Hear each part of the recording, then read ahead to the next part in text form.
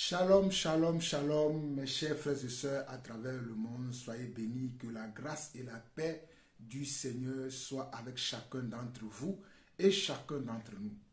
Nous bénissons le Seigneur pour ce privilège qu'il nous accorde encore aujourd'hui, afin que nous soyons ensemble pendant quelque temps pour partager nos nouvelles, pour partager également une exhortation afin d'encourager et afin d'instruire également et afin d'enseigner aussi. Et je sais que nombreux d'entre vous se posent la question: où est le frère Lawson?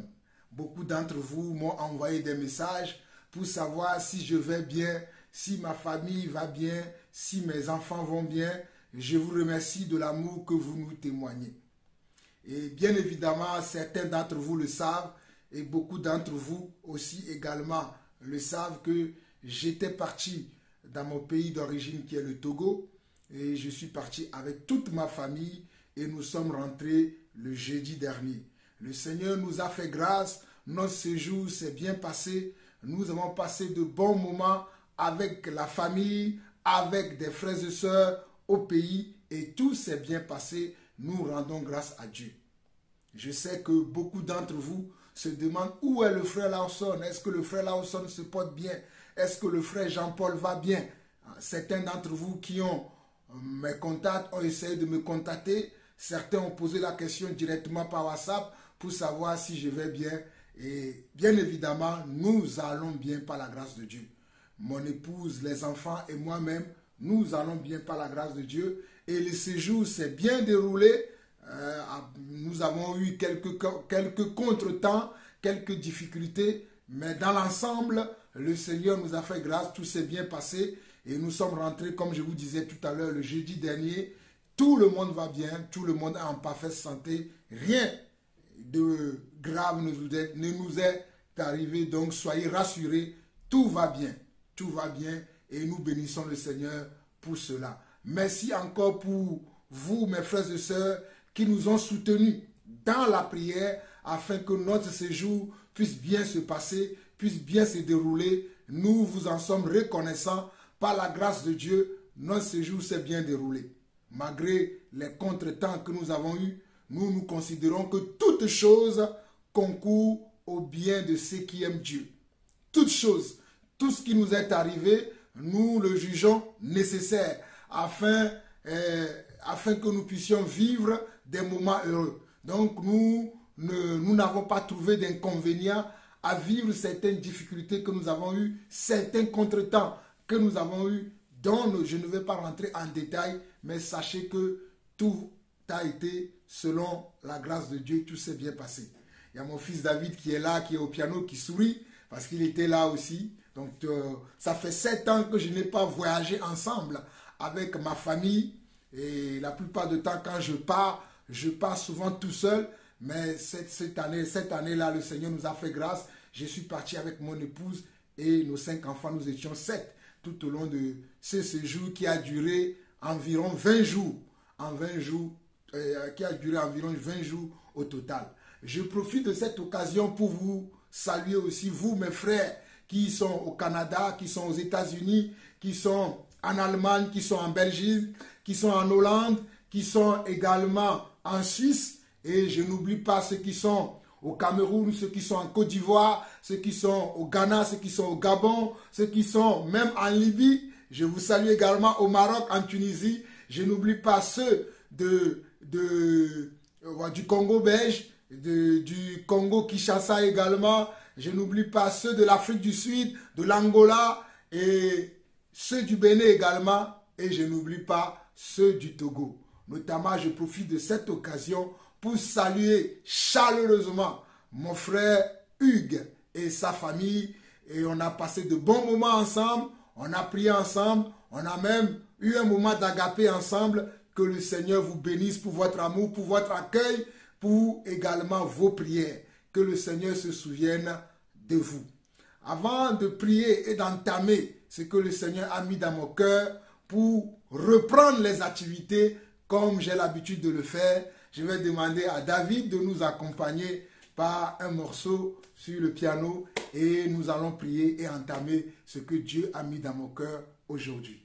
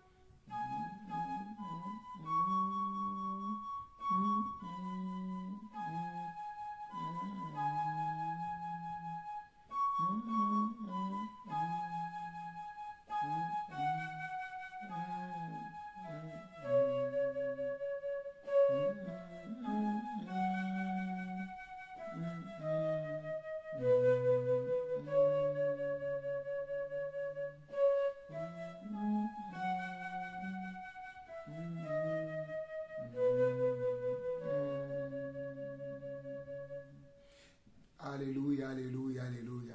Père éternel, Dieu d'amour, Dieu de grâce, Dieu de paix, nous voulons te bénir, ma famille et moi-même, parce que Seigneur, tu as été avec nous durant ce voyage de 20 jours que nous avons effectué à Lomé au Togo pour voir nos frères et sœurs. Merci parce que tu as été avec nous. Merci parce que tu nous as gardés, tu nous as préservés des incidents et des accidents. Chacun d'entre nous se porte à merveille. Nous avons vu de la famille, nous avons vu des frères et sœurs. Nous avons partagé de bons moments en famille et surtout nous avons partagé aussi de bons moments entre frères et sœurs. Nous avons prié, nous avons aussi, Seigneur Dieu, sollicité, Seigneur Dieu, Papa, ta présence dans nos vies, ta présence dans nos ministères, ta présence dans les dons et les grâces que tu nous as octroyés. Et papa, je pense, Seigneur Dieu, que tous les frères que nous avons laissés là-bas, toutes les sœurs que nous avons laissées là-bas, ont besoin encore de ta présence, ont besoin encore, Seigneur Dieu, au papa, de ton amour, de ta joie, Seigneur Dieu. Je prie, Seigneur Dieu, que tu te souviennes de chacun d'entre eux, que tu te souviennes de chacune d'entre elles, afin, Seigneur Dieu, que l'œuvre que tu as commencée dans la vie de chacun d'entre nous, tu puisses l'achever, papa. Père éternel, nous n'avons rien d'autre et nous n'avons rien, Seigneur Dieu, nous avons que toi. Nous ne pouvons que nous confier en toi. Nous ne pouvons que nous adresser à toi parce que toi, tu es notre Dieu. Toi, tu es notre capacité. Toi, tu es notre force. Toi, tu es notre pouvoir. Oh, papa, si nous t'abandonnons, à qui irions-nous? Si nous oublions ta parole, si nous oublions, Seigneur Dieu, papa, tes commandements, qui pourront nous suivre? Voilà pourquoi, éternel mon Dieu, nous nous confions encore à toi en ce jour. Nous nous confions encore en ta personne, à ton esprit, afin que ton esprit puisse nous guider dans tout ce que nous entreprenons, dans tout ce que nous faisons. Père éternel, merci encore, parce que nous savons qu'il y a plein de projets dans le cœur de l'homme, mais c'est ce que toi tu as prévu qui s'accomplit, papa. Merci Seigneur pour tout ce que tu as accompli ces derniers jours, dans nos vies, dans la vie de nos frères et sœurs à travers le monde. Merci Seigneur pour ta présence dans ton église. Merci Seigneur pour ton onction, Seigneur Dieu, qui est à l'œuvre dans la vie de chacun d'entre nous, afin que nous puissions nous réjouir tous les jours, malgré les difficultés, malgré les temps difficiles, Seigneur Dieu, que nous vivons dans le monde. Toi, tu es là avec chacun d'entre nous. Éternel mon Dieu, je veux encore te bénir en ce jour, parce que je sais que sans toi, nous ne sommes rien et que nous ne pouvons rien, Papa. Seigneur, merci encore pour tous les bienfaits que tu nous octroies tous les jours. Merci encore pour ta protection. Merci encore pour ton assurance. Merci pour la foi que tu as mis en nous. Merci pour l'espérance de la vie éternelle que tu nous as donnée. Alléluia. Merci pour l'amour que tu nous témoignes. Et merci pour le pardon de nos péchés et de nos iniquités, Papa. Éternel mon Dieu, ne te souviens plus, Seigneur Dieu, de nos manquements, de nos lacunes. Et amène-nous, Seigneur Dieu, à changer, à être comme toi, à vivre comme toi, à penser, à agir comme toi, Papa. Car nous voulons faire comme toi. Nous voulons te ressembler, corps, âme et esprit. Seigneur Dieu, que tout ce qui nous empêche de ne pas te ressembler, corps, âme et esprit, que tu puisses le détruire dans nos vies, afin que nous puissions, Seigneur Dieu, être heureux à faire ta volonté, être heureux à manifester, Seigneur Dieu, l'amour et la foi que tu nous as départis. Papa, nous en avons marre de souffrir, Seigneur Dieu, oh Papa, des animosités des uns et des autres, des envies des uns et des autres. Mais ce que nous voulons, c'est de te servir. Ce que nous voulons, c'est de faire ta volonté. Voilà pourquoi je te remercie encore pour ce privilège que tu m'accordes aujourd'hui, afin d'instruire, afin d'encourager, afin de donner encore des directives à ton Église, à mes frères et sœurs à travers le monde. Reçois la gloire, l'honneur, la puissance pour des siècles, au nom de Jésus-Christ. Nous avons ainsi prié. Amen, amen et amen. Alors, mes chers frères et sœurs à travers le monde, soyez bénis. Shalom encore.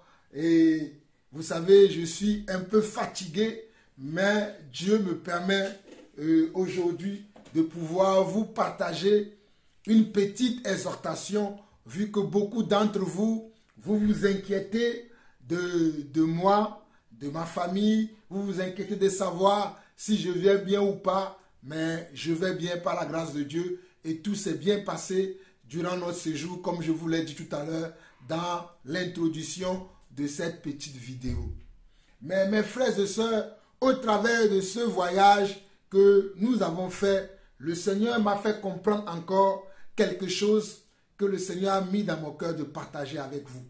Au travers de ce voyage, le Seigneur m'a encore amené à grandir dans la sagesse, à grandir dans la patience, à grandir dans l'amour de la parole et dans l'amour de la consécration à la vie que Dieu nous octroie lorsque nous devenons ses enfants ou lorsque nous devenons ses serviteurs ou ses servantes. La plupart d'entre nous, nous avons reçu une grâce, nous avons reçu un don, nous avons reçu un ministère de la part de Dieu. Nous avons reçu un talent de la part de Dieu. Mais sachez que le Seigneur nous demande d'être prudents. Parce que j'ai eu à rencontrer des frères durant mon séjour à Lomé au Togo, comme j'ai l'habitude de le faire. Et je profite de cette occasion pour m'en excuser devant certaines personnes que j'aurais dû rencontrer, mais à cause des contretemps, je n'ai pas pu vous rencontrer, je n'ai pas pu vous voir. Ceci n'est pas de ma volonté, comme je vous l'ai dit dès le départ de cette vidéo, que toute chose concourt au bien de ceux qui aiment Dieu. J'aurais voulu rencontrer tout le monde comme je l'ai souhaité, mais le Seigneur m'en a empêché, je peux dire. Le Seigneur n'a pas permis, ou bien les opportunités n'ont pas pu me permettre de pouvoir voir tout le monde. Mais je crois que ce n'est qu'une partie remise. Nous nous reverrons la prochaine fois. Si le Seigneur permet, nous nous reverrons la prochaine fois. Je m'en excuse encore parce que je sais que beaucoup d'entre vous, vous m'attendez, vous vous dites que c'est le moment où nous allons rencontrer le frère Lawson, le frère Jean-Paul Lawson, l'apôtre Jean-Paul Lawson, mais on n'a pas pu se voir. Il y a même les membres de ma famille que je n'ai pas pu voir, parce qu'il y a eu beaucoup de contretemps. Et comme on dit dans le monde, l'homme propose, mais Dieu dispose. Le Seigneur n'a pas permis cette fois-ci que je puisse voir tout le monde comme je le souhaitais. Mais moi-même, ça m'a beaucoup dérangé. Mais comme je vous l'ai dit, toutes choses concourent au bien de ceux qui aiment Dieu. Mais le peu de personnes que le Seigneur m'a permis de voir, de partager avec eux, d'exhorter, de prier, de partager ensemble la parole, ou bien le peu de choses que j'ai pu observer durant ce séjour à Lomé au Togo, m'a encore reconforté et conforté dans ma foi et dans la persévérance que j'ai avec le Seigneur. Je sais ce que je dis. Le peu de personnes que j'ai pu rencontrer, le peu d'expériences que j'ai encore fait durant ce séjour m'a encore conforté dans la foi que j'ai, dans la persévérance, dans la consécration, dans l'amour de la parole que j'ai. Parce que nous vivons maintenant les temps difficiles. Croyez-moi, mes chers frères et sœurs à travers le monde, nous vivons les temps difficiles où le mal est appelé bien et le bien est appelé mal. Je sais que ces choses, nous le savons déjà, mais le Seigneur m'a mis à cœur de nous les rappeler. Le Seigneur m'a mis à cœur de nous rappeler ces choses, que nous vivons les temps difficiles. Mes chers frères et sœurs à travers le monde, l'Église vit actuellement les temps difficiles. Le monde vit actuellement les temps difficiles. Où rien ne va. Où les gens sont devenus des orgueilleux. Les gens sont devenus des fanfarons, des hautains, des prétentieux, qui ne pensent qu'à leur propre intérêt, mais ils ne pensent pas aux autres. Je répète encore. Les gens, que ce soit les serviteurs de Dieu, que moi j'appelle les faux serviteurs de Dieu, les opportunistes, parce que les temps qui sont devenus difficiles, les gens sont devenus des prédicateurs, sont devenus des pasteurs, sont devenus des appelés de Dieu, et ils font n'importe quoi dans l'église. Et le Seigneur a mis dans mon cœur d'alerter encore l'église, de prévenir encore des frères et sœurs. Et nous allons voir un passage dans 2 Timothée chapitre 3. Vous connaissez déjà ce passage, mais le Seigneur a mis dans mon cœur de repartager ce passage-là avec vous. Et c'est ce que je vais partager avec vous avant de partager les paroles du Seigneur lui-même dans Matthieu et chapitre 10. Donc, nous allons voir 2 Timothée chapitre 3 rapidement. 2 Timothée chapitre 3, où le Seigneur nous enseigne quelque chose. Il dit, par ailleurs, sachez, 2 Timothée chapitre 3 dit ceci, par ailleurs, sachez ceci, dans les derniers temps, surviendront des épreuves. Regardez ceci. Par ailleurs, sachez ceci, dans les derniers temps, surviendront des temps d'épreuve. Les hommes seront épris d'eux-mêmes, cupides, fiers, arrogants, injurieux, désobéissants à leurs parents, ingrats, impies, sans cœur, sévères, calomniateurs, intempérants, brutaux, ennemis du bien, traîtres, entêtés, enflés d'orgueil, aimant le plaisir plutôt que Dieu, car ils gardent les formes extérieures de la piété, mais ils en renient sa puissance. Mes chers frères et sœurs, selon les rencontres que j'ai faites, les expériences que j'ai faites, beaucoup de frères et sœurs vivent ces choses. Ces choses que je viens de vous énumérer dans 2 Timothée chapitre 3, j'ai rencontré beaucoup de personnes qui vivent ces choses. Moi-même, je les ai vécues. Ce qui veut dire que la parole ne ment pas. La parole de Dieu, c'est la vérité. Cela me conforte dans ma foi. Cela m'encourage dans ma foi. Car je sais que j'ai choisi la bonne part. J'ai choisi le bon chemin. Personne ne me détournera du chemin que j'ai choisi. Personne ne me détournera de la voie que j'ai choisie. La voie du Seigneur, la voie du salut, la voie d'être enfant de Dieu, la voie d'aimer Dieu, la voie d'aimer la parole de Dieu. Et la parole de Dieu nous dit dans 2 Timothée chapitre 3, à partir du premier verset, « Par ailleurs, sachez ceci, dans les derniers temps, surviendront des temps d'épreuve, surviendront des temps difficiles, disent Louis II.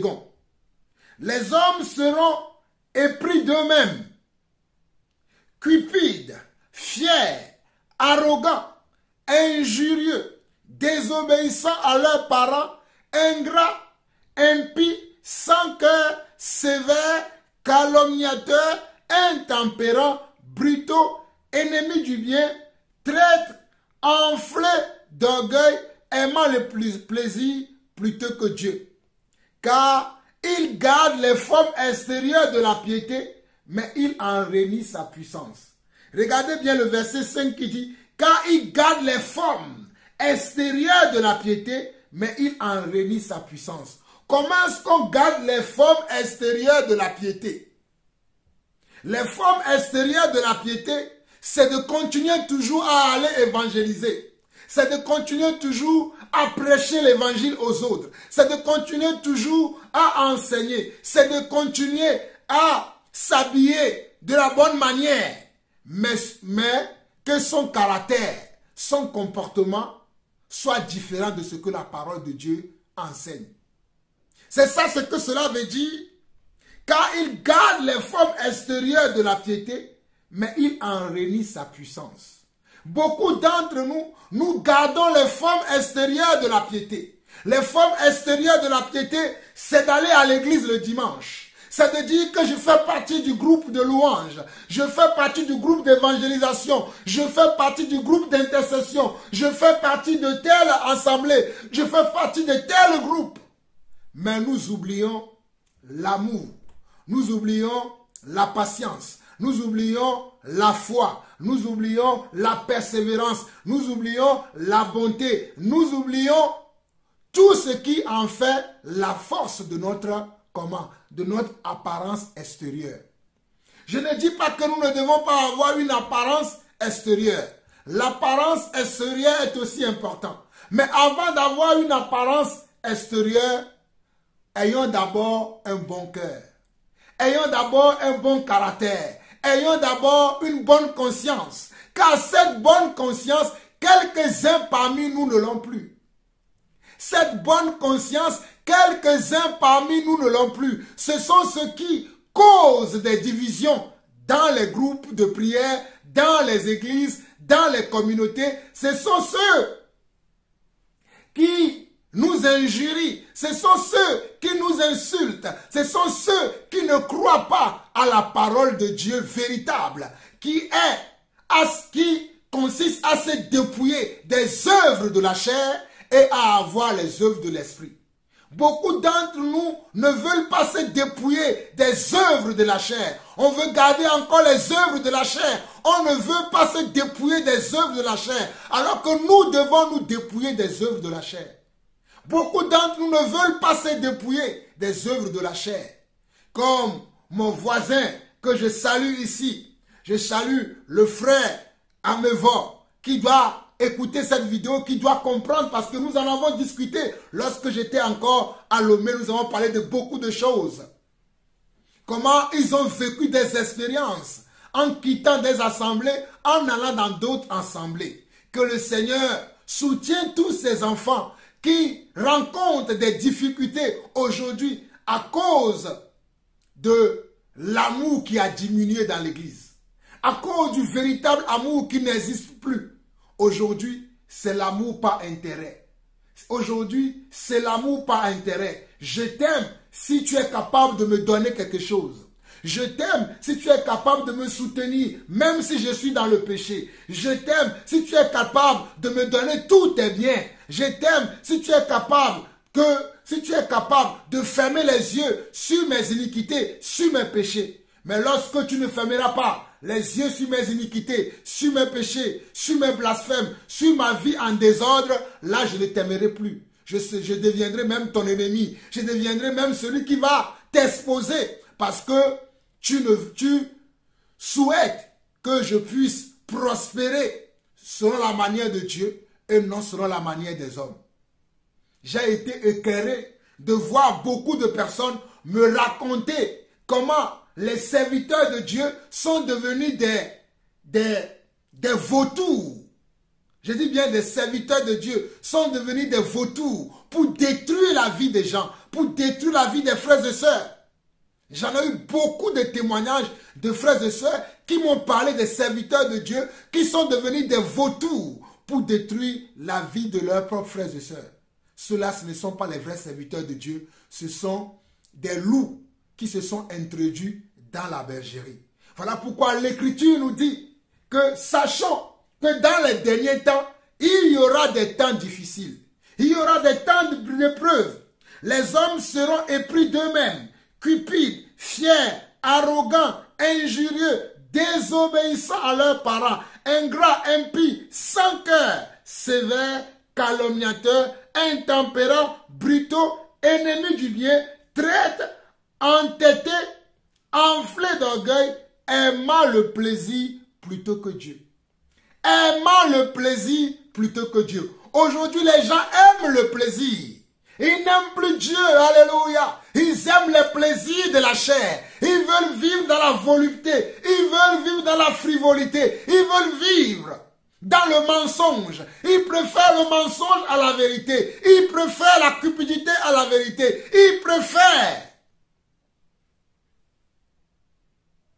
le monde à la parole de Dieu. Lorsque nous leur parlons de la parole de Dieu, ce que la parole de Dieu nous enseigne, ce que la parole de Dieu veut que nous fassions, quand nous leur parlons de ces choses, ils nous traitent des orgueilleux. Alors que c'est eux-mêmes qui sont devenus des orgueilleux. C'est eux-mêmes qui sont devenus des vantards. C'est eux-mêmes qui sont devenus des hommes brutals. Alors que nous, tout ce que nous cherchons, c'est que nous puissions marcher selon les voies droites du Seigneur. Et beaucoup d'entre mes frères et sœurs à travers le monde sont dans cette situation. Alors j'aimerais vous encourager par ce message que le frère Paul nous a laissé. Au verset 6, il nous dit, tiens-toi loin de ces gens-là.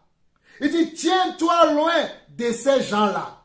Il dit, tiens-toi loin de ces gens-là. Nous devons nous tenir loin des gens qui sont devenus aujourd'hui des fanfarons, des orgueilleux, des prétentieux spirituels. Nous devons nous tenir loin de ces gens-là. Ce n'est pas un péché de se tenir loin des personnes qui ne vivent plus selon les recommandations que le Seigneur et les apôtres nous ont laissées. Ce n'est pas un péché de se tenir loin d'un frère ou d'une sœur qui vit dans les désordres. C'est aussi une recommandation de la part de Dieu afin que nous, les enfants de Dieu, nous pouvons rester vigilants. C'est aussi une recommandation de la part de Dieu que nous puissions marcher selon les conseils que Dieu nous a donnés. Aujourd'hui, quand tu dis à un frère, ne marche plus avec telle personne, ne fréquente plus telle personne, ne fréquente plus telle assemblée, on va te dire qui es-tu pour juger. Mais la parole de Dieu déclare ici, tiens-toi loin de ces gens-là. Tiens-toi loin de ces gens-là. Mon exhortation aujourd'hui, pour mes frères et sœurs à travers le monde, notamment ceux que j'ai laissés à Lomé, au Togo, ceux avec qui nous avons partagé beaucoup de moments ensemble, où je vous exhortais, regardez ce que la parole de Dieu dit. Il nous dit, tiens-toi loin de ces gens-là. Peut-être je vais prendre 8 secondes pour vous lire cette parole-là dans 8 secondes, afin que vous puissiez comprendre ce que la Bible dit, parce que Dieu ne change pas. Il est le même hier, aujourd'hui et éternellement. Et ce que Dieu nous dit, c'est la vérité. Et si Dieu nous dit quelque chose, nous devons l'écouter, nous devons l'obéir, nous devons l'observer, parce que Dieu ne ment pas. Dans la version 8 secondes, on nous dit, sache que dans les derniers jours, il y aura des temps difficiles, car les hommes seront égoïstes, amis de l'argent, fanfarons, hautains, blasphémateurs, rebelles à leurs parents, ingrats, irréligieux, insensibles, déloyaux, calomniateurs, intempérants, cruels, ennemis des gens de bien, traîtres, emportés, enflés d'orgueil, aimant le plaisir plus que Dieu. Aimant le plaisir plus que Dieu. Mes chers frères et sœurs à travers le monde, aujourd'hui les gens aiment le plaisir plus que Dieu. Alléluia. J'ai vu beaucoup de gens me raconter leur vie, ce qu'ils ont pu traverser, ce qu'ils ont pu vivre dans l'église. Je ne parle pas de l'extérieur de l'église. Ce qu'ils ont pu vivre dans l'église, au travers de leurs conducteurs, au travers de leurs bergers, j'ai été écœuré. J'ai été écœuré de voir comment certains serviteurs de Dieu manipulent leurs membres, manipulent leurs fidèles, manipulent les frères et sœurs qui leur confient leur vie, qui leur confient leur famille, qui leur confient leurs enfants. J'ai été écœuré de voir ces choses. D'entendre que ce que la Bible dit, c'est la vérité, mes chers frères et sœurs. Ce que la Bible dit que dans les derniers temps, il y aura des temps difficiles. Nous sommes dans les temps difficiles. Et les hommes sont devenus des égoïstes, des amis de l'argent. Ils vous aiment à cause d'un intérêt. Ils vous aiment à cause de ce que vous donnez, à cause de ce que vous pouvez faire pour eux. Ils ne vous aiment pas parce qu'ils sont des serviteurs de Dieu. Ils ne vous aiment pas parce qu'ils sont appelés de Dieu. Ils ne vous aiment pas parce qu'ils servent Dieu. Mais ils vous aiment parce qu'ils servent leur ventre. Voilà pourquoi, au verset 5, on nous dit, ayant l'apparence de la piété, mais régnant ce qui en fait la force, éloigne-toi de ces hommes-là. Il dit, ayant l'apparence de la piété. Ils ont l'apparence de la piété. Ils ont des assemblées de prière. Ils ont des églises. Ils ont des bâtiments de culte somptueux.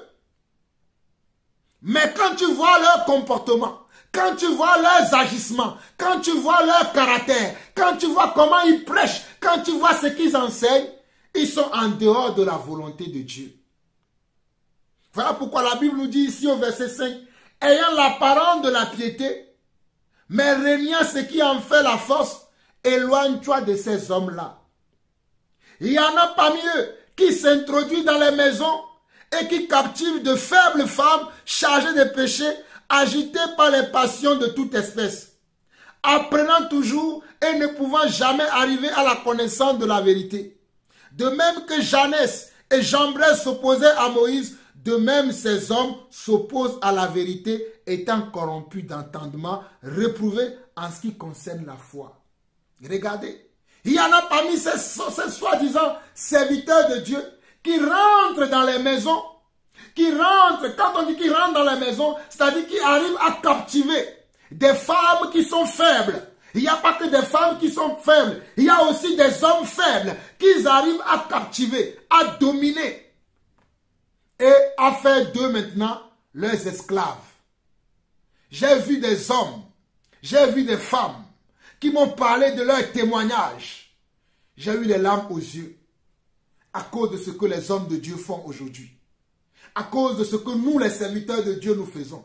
À cause de ce que, aujourd'hui, nous sommes devenus des gens remplis de nous-mêmes, des gens remplis d'orgueil, des gens remplis de calomnie, des vices hors nature. Regardez, verset 5, ayant l'apparence de la piété, mais régnant ce qui en fait la force, éloigne-toi de ces hommes-là. Regardez. Il dit, éloignons-nous de ces hommes-là. Éloigne-toi de ces hommes-là. Éloignons-nous de ces gens de prédicateurs. Éloignons-nous de ces gens de frères. Éloignons-nous de ces gens de sœurs.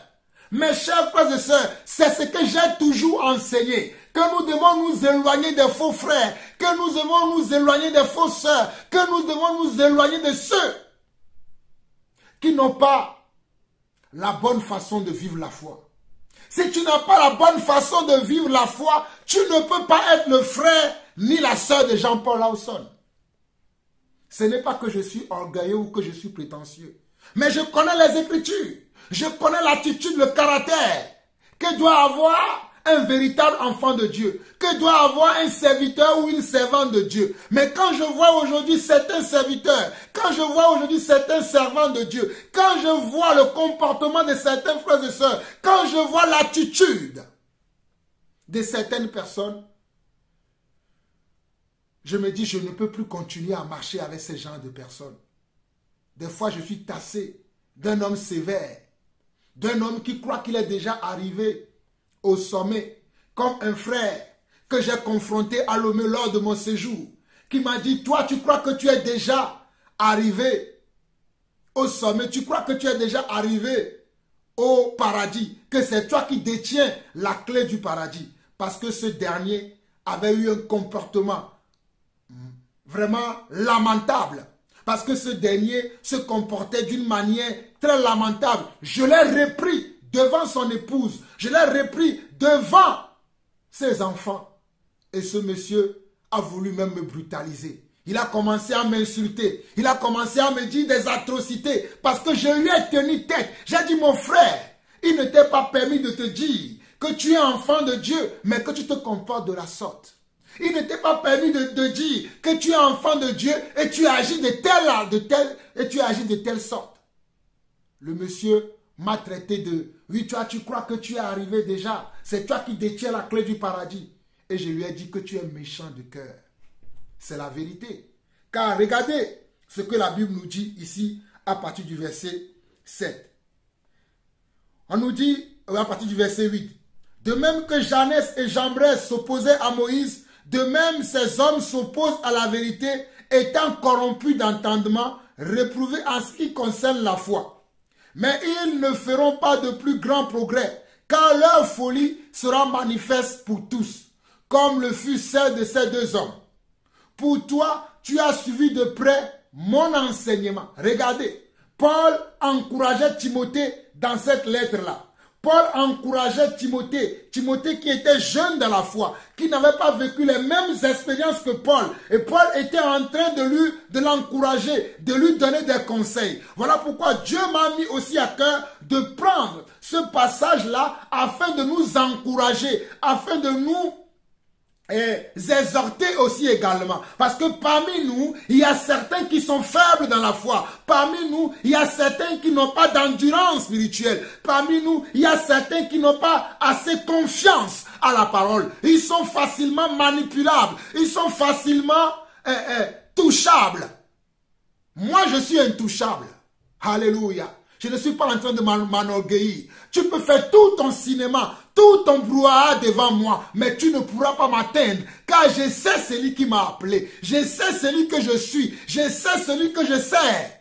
Je connais celui que je sers. Je ne sers pas un homme, je ne sers pas une congrégation, je ne sers pas une communauté, mais je sers le Dieu vivant. Je sers le Dieu d'Abraham, d'Isaac et de Jacob. Je sers le même Dieu que mon frère Joseph a servi.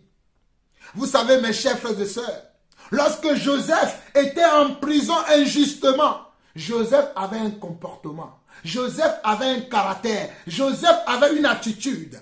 Et malgré les difficultés qu'il rencontrait dans cette prison, malgré les épreuves qu'il traversait, l'attitude de Joseph n'a pas changé. Le comportement de Joseph n'a pas changé. Le caractère de Joseph n'a pas changé. Pourtant, Dieu préparait un plan pour lui. Dieu avait un plan pour lui. Mon frère, ma soeur, je ne sais pas ce que tu traverses pendant ce temps d'épreuve, pendant ce temps de misère, pendant ce temps où tout semble tourner mal dans ta vie, où c'est comme si le ciel est tombé sur toi, c'est comme si rien n'est visible pour toi. Tout est dur pour toi. Tu ne reçois que des insultes, tu ne reçois que des menaces, tu ne vois pas de la victoire au bout de tout ce que tu traverses. Mais sache que Dieu est en train de préparer quelque chose pour toi. Lorsque Joseph était en prison, Dieu était en train de préparer sa délivrance. Dieu était en train de préparer sa libération. Joseph lui-même ne le savait pas, mais Dieu lui savait. Car Dieu fait chaque chose belle en son temps. Mon frère, ma soeur, toi qui m'écoutes, je vais te dire que Dieu fait chaque chose belle en son temps. Au temps marqué par Dieu, tu sortiras de cette situation. Tu sortiras de cette épreuve, tu sortiras, alléluia, tu sortiras de cette douleur, tu sortiras, alléluia, de cette misère, tu sortiras de cette épreuve, tu sortiras, oh alléluia, de cette difficulté que tu rencontres, tu sortiras de cette prison dans laquelle tu t'es enfermé. Je ne sais pas, peut-être tu t'es enfermé dans la prison des fausses doctrines. Mais je prie pour toi au nom de Jésus, que le Seigneur te délivre maintenant des fausses doctrines. Alléluia. Peut-être tu t'es enfermé sous l'emprise d'un faux serviteur de Dieu, d'un faux apôtre, d'un faux prophète, d'un faux pasteur. Mais au nom de Jésus, en écoutant ce message, mon frère, ma soeur, délivre-toi, sors de là au nom de Jésus. Que le Seigneur t'affranchisse, que le Seigneur t'affranchisse aujourd'hui, afin que tu sois libre, car vous connaîtrez la vérité, et la vérité vous affranchira. Mon frère, ma soeur, je ne sais pas dans quel pétrin tu t'es retrouvé, mais je sais, oh, alléluia, car moi je crois au nom de Jésus, je crois à l'agneau de Dieu, je crois au Messie, et je sais que de la même manière que le Messie m'a sauvé, qu'il m'a libéré totalement, il peut le faire aussi avec toi. Voilà pourquoi je t'exhorte, mon frère. Je t'exhorte, ma soeur, peu importe les difficultés que tu rencontres, malgré que le ciel est tombé sur toi, malgré que toutes les portes sont fermées pour toi, partout où tu passes, aucune porte n'est jamais ouverte pour toi. Mais je peux t'assurer aujourd'hui, alléluia, qu'une nouvelle porte, alléluia, une nouvelle porte est sur le point de s'ouvrir pour toi. Une nouvelle porte est sur le point de s'ouvrir pour toi, afin que tu puisses recouvrir, oh alléluia, la parfaite santé, afin que tu puisses recouvrir l'assurance que tu as toujours eue dans ta vie, afin que tu puisses être toujours dans la bonne disposition de cœur, mon frère. Mais ne lâche pas. Continue, mon frère. Ne lâche pas. Alléluia. Au verset 9, on nous dit, mais ils ne feront pas de plus grands progrès, car leur folie sera manifeste pour tous, comme le fut celle de ces deux hommes.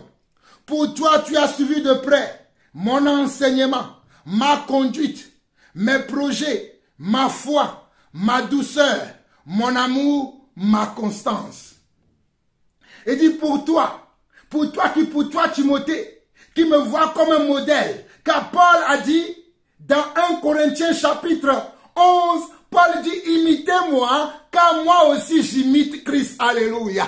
Imitez-moi, car moi aussi j'imite Christ. Voilà pourquoi il peut dire à Timothée ici dans ce passage de 2 Timothée chapitre 3, il dit pour toi, tu as suivi de près mon enseignement, ma conduite, mes projets, ma foi, ma douceur, mon amour, ma constance.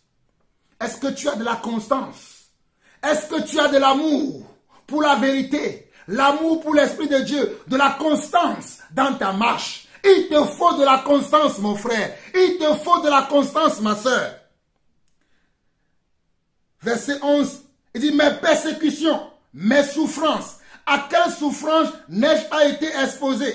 À Antioche, à Icône, à Lys. Quelle persécution n'ai-je pas supporté? Et le Seigneur m'a délivré de toutes. Et le Seigneur m'a délivré de toutes. Mon frère, ma soeur, je ne connais pas la taille de tes persécutions. Je ne connais pas la taille de tes souffrances. Je ne connais pas la taille de tes angoisses. Mais, oh Shaikoroba, le même Dieu qui a été avec Paul, le même Dieu qui a été avec Joseph, le même Dieu qui a été avec Shadrach, Meshach et Abednego dans le feu, le même Dieu qui a été avec Daniel, le même Dieu, alléluia, le même Dieu qui a été avec Jésus, qui a ressuscité Jésus-Christ, notre Seigneur, notre Dieu des morts, ce même Dieu est avec toi. Alors mon frère, ne te décourage pas. Alors ma soeur, ne te décourage pas, n'abandonne pas, continue de marcher, continue de croire à la vision que Dieu t'a donnée, continue de prier, continue de persévérer, continue de marcher dans la foi, n'abandonne pas ta foi. Car Paul dit, pour toi tu as suivi de près mon enseignement, ma conduite, mes projets, ma foi, ma douceur, mon amour, ma constance, mes persécutions, mes souffrances. À quelle souffrance n'ai-je pas été exposé à Antioche? Il y a différents types de souffrances. Il y a plusieurs types de souffrances dans le Seigneur. Des souffrances qui peuvent venir des frères et sœurs que nous avons aimés, sur lesquels nous avons investi notre temps, notre argent, l'esprit que Dieu nous a donné, mais qui vont se rebeller contre nous, qui vont choisir le monde, qui vont devenir des vantards, qui vont devenir des orgueilleux, qui vont devenir des prétentieux parce qu'ils ont l'amour du monde. Mais sache que le Seigneur nous délivrera toujours. Verset 12, il dit, « Oh, tous ceux qui veulent vivre pieusement en Jésus-Christ seront persécutés. Oh, tous ceux qui veulent vivre pieusement en Jésus-Christ seront persécutés. » Nous qui voulons vivre pieusement dans le Seigneur, nous qui voulons être pieux selon le Seigneur, pas être pieux selon le monde, pas être pieux selon notre communauté, pas être pieux selon notre assemblée, mais être pieux selon la parole de Dieu, être pieux selon l'Esprit de Dieu, être pieux selon la vision de Dieu. Alléluia. Moi, je veux être pieux selon la vision de Dieu, non pas selon la vision des hommes, non pas selon la vision des religions, mais je veux être pieux, alléluia, selon l'Esprit de Dieu, alléluia, car Dieu m'a doté de son Esprit. Et nous serons persécutés, croyez-moi. Je suis persécuté. Mais je tiens toujours le coup. Je suis toujours là. Je suis toujours là. Alléluia. Si Dieu n'a pas dit que c'est la fin de ma mission sur terre, ce ne sera pas la fin de ma mission sur terre. C'est lui seul qui a le dernier mot sur ma vie. Les hommes peuvent me décevoir. Les hommes peuvent me faire du mal. Ils peuvent vouloir même me tuer. Mais si Dieu ne leur donne pas ma vie, ils ne pourront pas avoir ma vie. Et c'est la même chose pour toi, mon frère, pour toi, ma soeur qui m'écoute. Verset 13. Mais les hommes méchants et imposteurs avanceront toujours plus dans le mal, égarant les autres et égarés eux-mêmes. Vous voyez, les hommes imposteurs, les hommes comment méchants et imposteurs.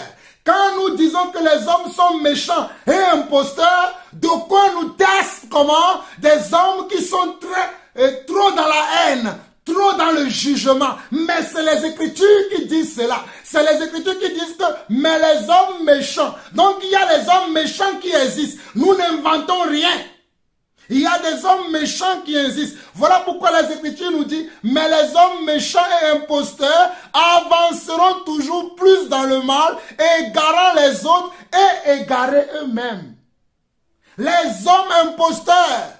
Les hommes comment imposteurs, les hommes imposteurs, mon frère, ma soeur, toi qui crois que dans l'église, il n'y a que les hommes bons, il n'y a que les enfants véritables de Dieu, je veux que tu en sois conscient aujourd'hui. Hey, Maïra Saitara. I korobro ya senda na mahoba, I mashende reberoba ya keria, I kanta ramasono reboroya, motoira bashaka rabaka, I mandro sende mahobra, I mashai karaba ya horia. Où que tu sois mon frère, sois conscient que nous avons au milieu de nous des hommes imposteurs qui veulent altérer l'évangile, qui veulent embrigader ta vie, qui veulent faire de toi des esclaves, non pas un esclave de la vérité, mais un esclave du mensonge et de l'esprit de l'égarement. Verset 13 de 2 Timothée chapitre 3 qui dit, mais les hommes méchants et imposteurs avanceront toujours plus dans le mal, égarant les autres et égarés eux-mêmes. Toi, demeure dans la chose que tu as apprise et reconnus certaines, sachant de qui tu les as appris. Regardez comment Paul parle à Timothée. Il dit, toi, demeure dans les choses que tu as apprises et reconnu certaines, sachant de qui tu les as apprises. Oh, alléluia, la plupart d'entre vous, vous me posez la question souvent, frère Larson, frère Jean-Paul, apôtre Jean-Paul, d'où détiens-tu cette force, cette assurance? Je le détiens de ce verset 14. Écoutez-moi très bien. Toi demeure dans les choses que tu as apprises et reconnu certaines, sachant de qui tu les as apprises. Toi demeure dans les choses que tu as apprises et reconnu certaines, sachant de qui tu les as apprises. Moi, je sais qui m'a enseigné. Je sais de qui j'ai appris la vie que je veux mener, ou la vie que je cherche à mener, ou la vie que je cherche à atteindre, je sais de qui je les ai appris. Je n'ai pas appris ça dans une communauté, je n'ai pas appris ça dans une religion, mais c'est le Seigneur qui m'a mis à cœur de vivre comme lui, ou bien de voir son modèle et d'imiter son modèle, ou d'imiter les modèles de mes prédécesseurs dans la foi, d'imiter le modèle de Paul, d'imiter le modèle de Pierre, d'imiter le modèle de Jacques, d'imiter le modèle de Daniel, d'imiter le modèle de Shadrach, Meshach, de Joseph. Je sais de qui je les ai apprises. Je n'ai pas appris ça dans un cours théologique, dans une école biblique. Non, mais c'est le Seigneur par son esprit qui m'a enseigné, qui m'a recadré. Lorsque j'ai quitté les systèmes religieux, lorsque j'ai quitté les communautés mensongères, Dieu m'a enseigné. Il m'a fait asseoir, il m'a dit, mon fils, assis-toi, je vais t'enseigner. Et il m'a enseigné l'assurance de l'évangile. Voilà pourquoi je crois à ce que je prêche. Et je ne dandine pas, je ne tourne ni à gauche ni à droite, parce que je sais de qui j'ai appris ces choses. Alléluia. Verset 14 au verset 17. Toi demain dans les choses que tu as apprises et reconnues certaines, sachant de qui tu les as apprises. Dès ton enfance, tu connais les saintes lettres qui peuvent te rendre sage à salut par la foi en Jésus-Christ.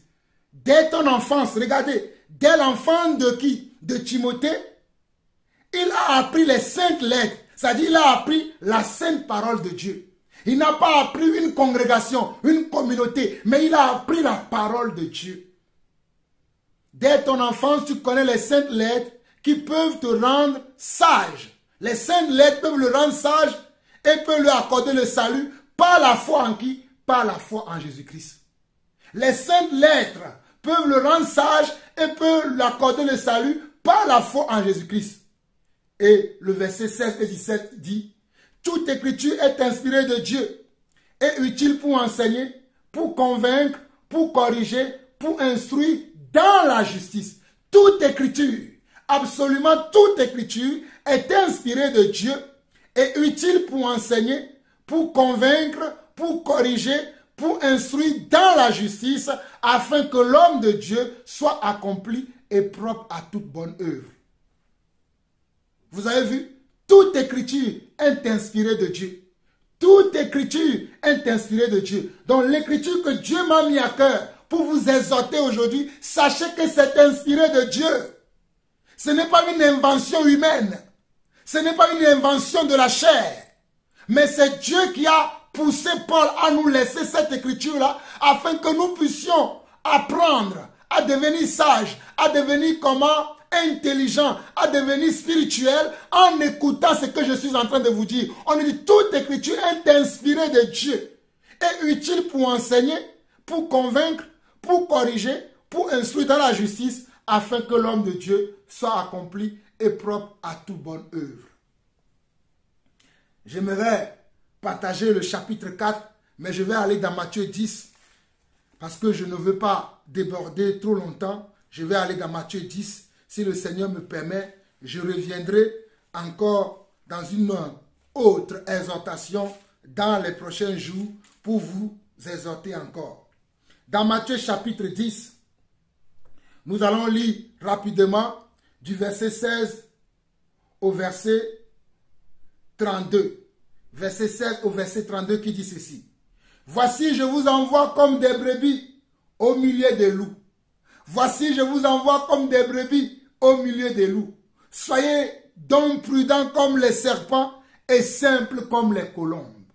Voici, je vous envoie comme des brebis au milieu des loups. Alléluia. Le Seigneur sait que nous sommes au milieu des loups et c'est lui qui nous envoie. Il nous dit, soyez donc prudents.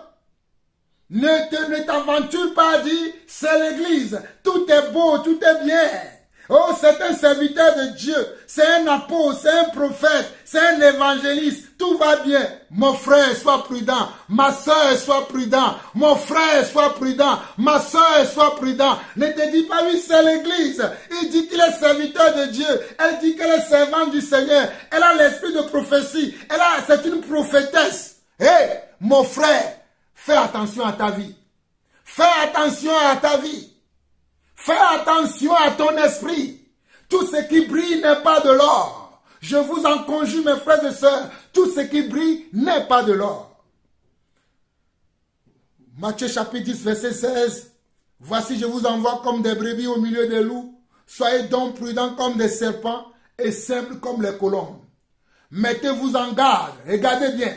Mettez-vous en garde contre les hommes, car ils vous livreront aux tribunaux. Ils vous battront de verges dans leur synagogue. Regardez ce que le Seigneur dit. Mettez-vous en garde. Mettez-vous en garde veut dire prenez vos précautions. Mettez-vous en garde veut dire prenez vos précautions contre les hommes. Vous avez vu, ce n'est pas contre les animaux. Prenez vos précautions contre les hommes. Moi, j'ai l'habitude de prendre des précautions contre les hommes, car je connais la méchanceté des hommes. Je connais la méchanceté des frères et sœurs. J'ai beaucoup subi des méchancetés venant des frères et sœurs dans la maison de Dieu. Voilà pourquoi aujourd'hui, je prends des précautions, même dans la famille dont je suis originaire. Je prends des précautions parce que j'ai subi beaucoup de mal venant des gens. Ce n'est pas parce que nous avons l'amour, ce n'est pas parce que nous pouvons pardonner les gens que nous ne devons pas prendre des précautions. Ce n'est pas parce que nous avons l'amour, ce n'est pas parce que nous pouvons pardonner, parce que le Seigneur dit pardonner les offenses aux autres, comme je vous pardonne, que nous ne devons pas prendre des précautions. Car lui-même ici, il dit, mettez-vous en garde contre les hommes, car ils vous livreront aux tribunaux et ils vous battront de verges dans leur synagogue. Vous serez menés à cause de moi devant les gouverneurs et devant des rois pour servir de témoignage à eux et aux païens. Regardez, vous serez amenés devant comment? Devant les rois, devant les gouverneurs, devant les juges. Vous serez amenés aux tribunaux, non pas parce que vous avez volé, non pas parce que vous avez triché, mais parce que vous avez le style de Dieu, le style de vie de Dieu en vous. Alléluia. Je bénis le Seigneur car j'ai la vie de Dieu en moi. Oh, alléluia, je bénis le Seigneur. Je bénis le Seigneur. Je bénis le Seigneur car j'ai la vie de Dieu en moi. La vie de Dieu en nous amènera devant les tribunaux. La vie de Dieu en nous amènera devant la justice. La vie de Dieu en nous amènera devant les rois, devant les gouverneurs. Mais c'est pour leur servir de témoignage. C'est pour leur servir de témoignage. C'est pour leur servir de témoignage qu'ils ont abandonné le juste pour prendre comment? Pour prendre le malheureux. Pour prendre comment? Le menteur. Verset 18. Vous serez menés à cause de moi devant les gouverneurs et devant les rois pour servir de témoins à eux et aux païens. Aux païens veut dire à ceux qui ne croient pas. Il faut que les païens aussi puissent recevoir comment? Des témoignages. Il continue. Mais quand on vous livrera, ne vous inquiétez ni de la manière dont vous parlerez, ni de ce que vous direz. Ce que vous aurez à dire vous sera donné à l'heure même. Car ce n'est pas vous qui parlerez, c'est l'Esprit de votre Père qui parlera en vous. Voilà pourquoi je ne m'inquiète jamais de rien. Parce que je sais que lorsque je serai devant un tribunal, l'Esprit de mon Père, l'Esprit d'Abba Père, le même Esprit qui a agi en Yeshua, lorsqu'on l'a emmené devant Ponce Pilate l'a regardé. Et Ponce Pilate lui a demandé, est-ce que tu es le roi des Juifs? Jésus lui a dit, c'est toi qui le dis. Alléluia. Donc même moi, Jean-Paul Laosson, l'apôtre de Dieu, lorsqu'on m'emmènera devant un tribunal humain, lorsqu'on m'emmènera devant un tribunal de païens, devant un tribunal de non-convertis, devant un tribunal de gens qui blasphèment contre Dieu, j'aurai toujours l'assurance de parler de ma foi. J'aurai toujours l'assurance de témoigner de cette foi qui m'inonde, de cette assurance qui m'inonde, de ce courage que j'ai toujours eu grâce à Dieu. Verset 21. Le frère livrera son frère à la mort et le père son enfant. Les enfants se souveront contre leurs parents et les feront mourir. Nous sommes dans ces temps-là. Mes chers frères et sœurs à travers le monde, nous vivons ce temps-là. Nous vivons ce que je viens de vous lire là. C'est le message que Dieu m'a dit de vous transmettre après ce voyage que j'ai fait avec toutes les expériences que j'ai eues encore durant ce voyage. Verset 22. Vous serez haïs de tous à cause de mon nom.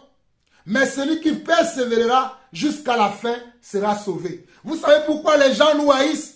Les gens nous haïssent parce que nous disons la vérité. Les gens nous haïssent parce que nous prêchons la vérité. Les gens nous haïssent parce que nous n'aimons pas l'injustice. Les gens nous haïssent parce que nous voulons que les choses changent. Nous voulons que le comportement change. Nous voulons que le caractère change. Nous voulons que les raisonnements changent. Nous voulons que les visions changent. Nous voulons que les églises, les religieux deviennent des enfants de Dieu véritables.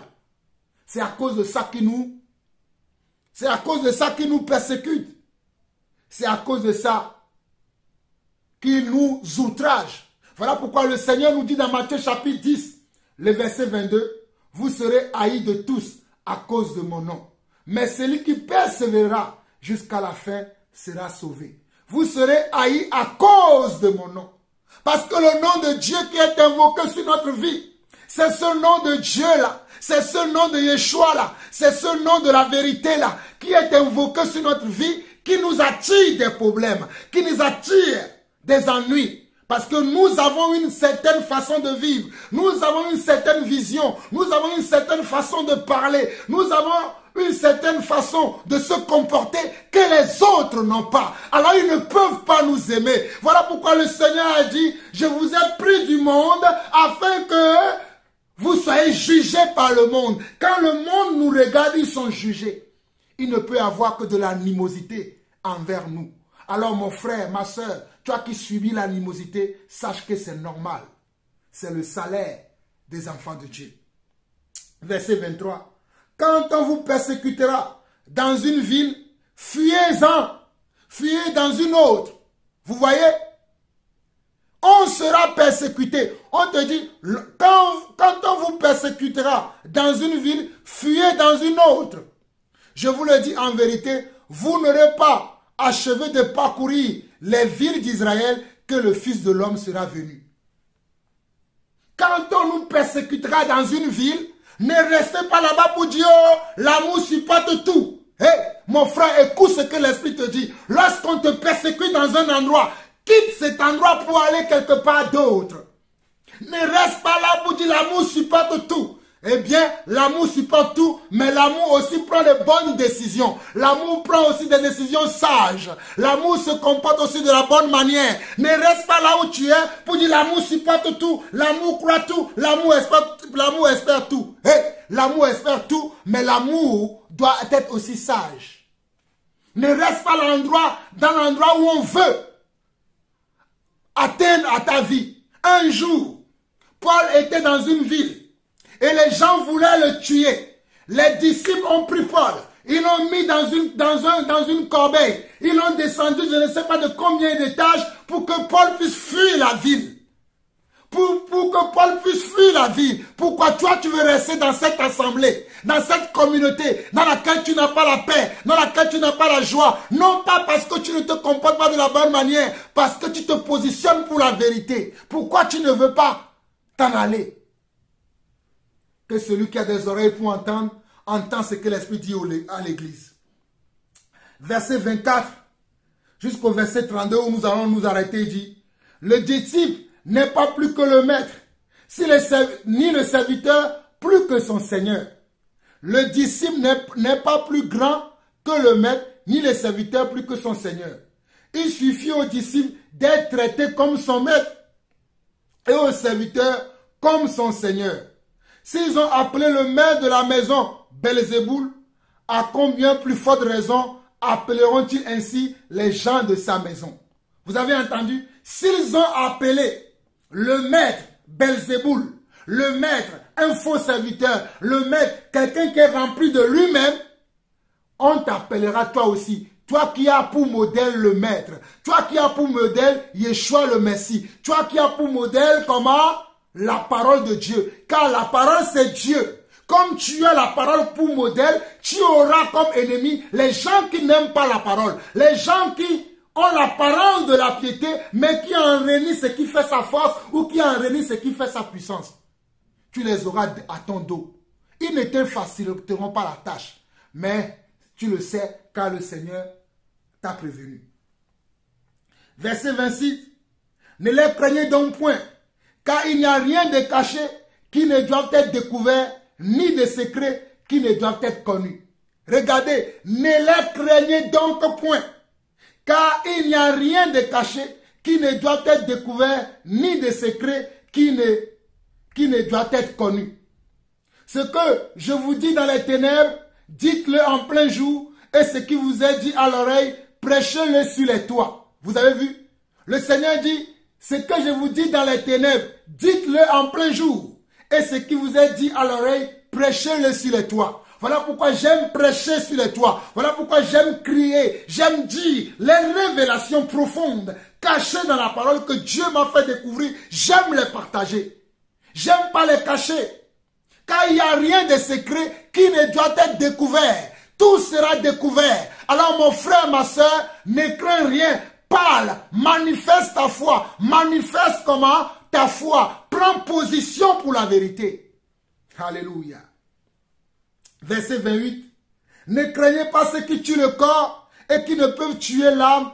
Craignez plutôt celui qui peut faire périr l'âme et le corps dans la géhenne. Regardez, Matthieu 10, verset 28. Ne craignez pas ceux qui tuent le corps et qui ne peuvent pas tuer l'âme. Craignez plutôt celui qui peut faire périr l'âme et le corps dans la géhenne. Vous qui aimez craindre les hommes, vous qui avez peur des hommes, oui, c'est lui qui m'a amené à la foi. Lui, oui, c'est lui qui nous a mariés. Oui, c'est lui qui a prié pour nous, on a eu un travail. Oui, c'est lui qui nous a permis ceci. C'est Dieu qui permet tout. Aucun homme n'a le pouvoir de nous donner quoi que ce soit. C'est Dieu qui donne tout. Alors vous qui craignez les hommes, ne craignez pas les hommes. Car l'Écriture dit, ne craignez pas ceux qui tuent le corps et qui ne peuvent tuer l'âme. Craignez plutôt celui qui peut faire périr l'âme et le corps dans la géhenne. Ne craignez pas ceux qui tuent le corps et qui ne peuvent tuer l'âme. Craignez plutôt celui qui peut faire périr l'âme et le corps dans la géhenne. Et verset 32, je vais aller rapidement, verset 32 dit, c'est pourquoi quiconque se déclarera publiquement pour moi, je me déclarerai moi aussi pour lui devant mon Père qui est dans les cieux. Mais quiconque me régnera devant les hommes, je le régnerai aussi devant mon Père qui est dans les cieux. Vous voyez? Quiconque me régnera devant les hommes, moi aussi je le régnerai devant mon Père dans les cieux, a dit Jésus. Il y a beaucoup de gens qui régnent Jésus aujourd'hui sans le savoir. Tu régnes Jésus par ton attitude. Si tu fermes ta bouche en ne pas reconnaître la vérité, tu es en train de régner Jésus. Les gens ne comprennent pas cette parabole que Jésus a donnée ici. Oh, si tu ne te positionnes pas pour la vérité, alléluia, mon frère, tu es en train de régner Jésus. Si tu ne te positionnes pas pour la justice de Dieu, tu es en train de régner Jésus. Si tu ne te positionnes pas, quand les veuves, les orphelins, les opprimés, si tu ne te positionnes pas pour eux, tu es en train de régner comment? Jésus. Jésus sait toujours comment positionner là où il y a l'injustice. Jésus sait toujours positionner là où il y a comment? Là où il y a le mal. Mais toi, tu vois le mal, tu dis, oh non, ce n'est pas à moi de juger. C'est à Dieu de venir juger. Mais pourquoi Dieu t'a montré alors? Pourquoi Dieu t'a donné le discernement? Pourquoi Dieu t'a donné l'esprit de connaissance, l'esprit de sagesse? Pourquoi Dieu a permis que tu vois? Si Dieu a permis que tu vois, c'est parce que Dieu veut que tu prennes position. C'est parce que Dieu veut que tu en parles. Tu ne peux pas garder ça pour dire, je ne veux rien dire. Tant que cela ne me touche pas. Jusqu'à quand tu vas te taire, mon frère? Jusqu'à quand tu vas te taire, ma soeur? Jusqu'à quand tu ne vas pas te positionner pour la vérité? Jusqu'à quand tu ne vas pas te positionner pour la parole de Dieu? Jusqu'à quand tu ne vas pas te positionner pour l'Esprit de Dieu? Tu vas laisser l'esprit de mensonge prendre le dessus dans l'église, dans la communauté dans laquelle tu évolues. Tu vas laisser l'esprit de mensonge continuer à œuvrer. Tu vas laisser aller l'esprit de mensonge continuer à faire ses œuvres dans cette assemblée. Mon frère, tu dois parler. Tu dois réagir. Tu dois réagir. Tu dois réagir. Verset 32 à 33 qui dit, c'est pourquoi quiconque se déclarera publiquement pour moi, je me déclarerai moi aussi pour lui devant mon Père qui est dans les cieux. Mais quiconque me régnera devant les hommes, je le régnerai aussi devant mon Père qui est dans les cieux. Je vous ai expliqué ce que c'est que régner tout à l'heure. Régner veut dire ne pas prendre position. Régner veut dire ne pas dire la vérité. Régner veut dire ne pas montrer lorsque le Seigneur te permet de voir la faute de ton frère, de voir la faute de ta soeur, de pouvoir lui dire ça c'est une faute. On ne peut pas appeler le mal bien. Mais aujourd'hui dans l'église, nous appelons le mal bien et nous appelons bien mal. C'est impossible. Le mal doit être nommé comme tel, que c'est du mal. Et le bien doit être approuvé aussi comme du bien. Nous ne pouvons pas approuver le bien comme le mal et approuver le mal comme bien. Cela, c'est aussi ne pas se positionner, c'est régner aussi le Seigneur. Beaucoup d'entre nous avons régné le Seigneur. Que le Seigneur vous ouvre les yeux aujourd'hui. Car beaucoup d'entre nous, nous avons régné le Seigneur. Si je continue cette lecture, vous allez voir que le Seigneur a dit, je ne suis pas venu pour apporter la paix, mais qu'il est venu pour apporter la division. Beaucoup d'entre vous n'aimez pas la division. Vous n'aimez pas vous séparer des gens. C'est le temps de séparation. C'est le temps de prendre congé des gens. Je vous lis ça rapidement. Rapidement, et je vais m'arrêter là. Au verset 34 jusqu'au verset 38, le Seigneur dit, ne croyez pas que je sois venu apporter la paix sur la terre.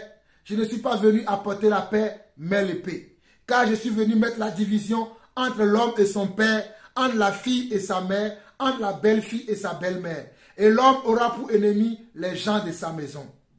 Regardez, l'homme aura pour ennemi les gens de sa maison. Toi qui n'es pas apprécié dans ta famille, ne sois pas surpris parce que tu as été choisi, tu as été élu.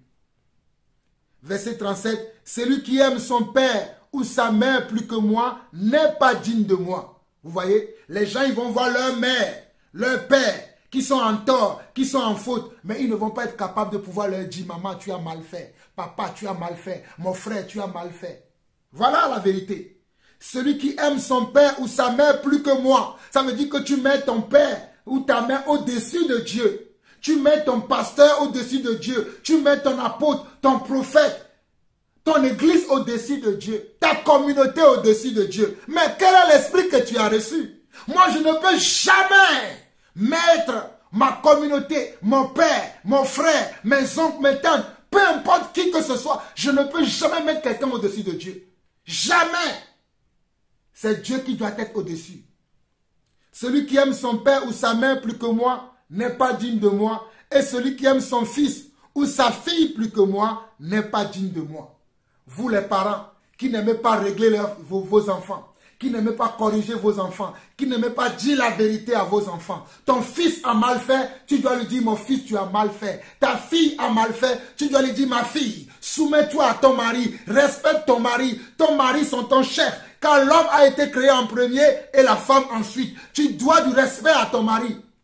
Et toi, qui as un garçon qui n'aime pas sa femme, qui la bat, qui la martyrise, qui la maltraite, mais tu n'es pas capable de dire à ton fils, respecte ta femme, honore ta femme.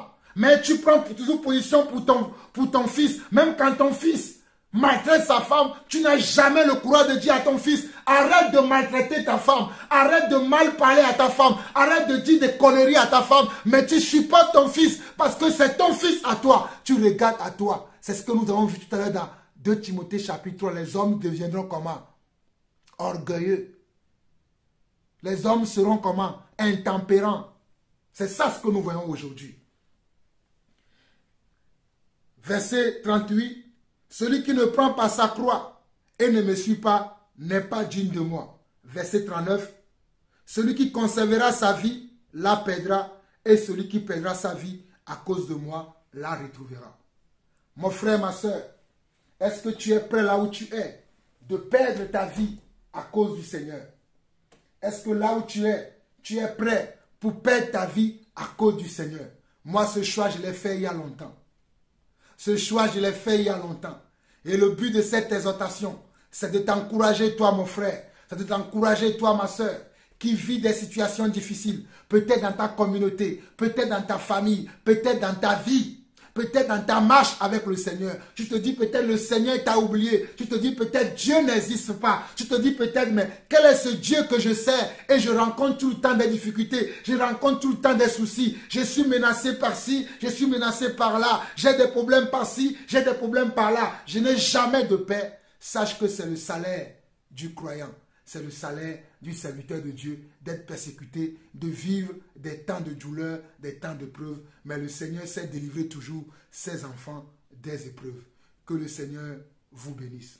Éternel mon Dieu, je te bénis, je te rends grâce pour ce moment que tu m'as encore donné afin que je puisse encourager mes frères et sœurs à travers le monde, notamment ceux que j'ai laissés à Lomé, ceux avec qui j'ai prié, ceux que j'ai encouragés, ceux que j'ai exhortés, ceux que j'ai encore, Seigneur Dieu, encouragés à demeurer fermes dans la foi. Seigneur Dieu, je sais que sans toi, ils ne peuvent pas être fermes. C'est bien les exhortations, c'est bien les encouragements, mais si toi-même, tu ne marches pas avec eux, si toi-même, tu ne les convaincs pas, tu ne les rassures pas, Seigneur Dieu, ils seront encore, Seigneur Dieu, entre la main de ces faux pasteurs, de ces loups ravisseurs.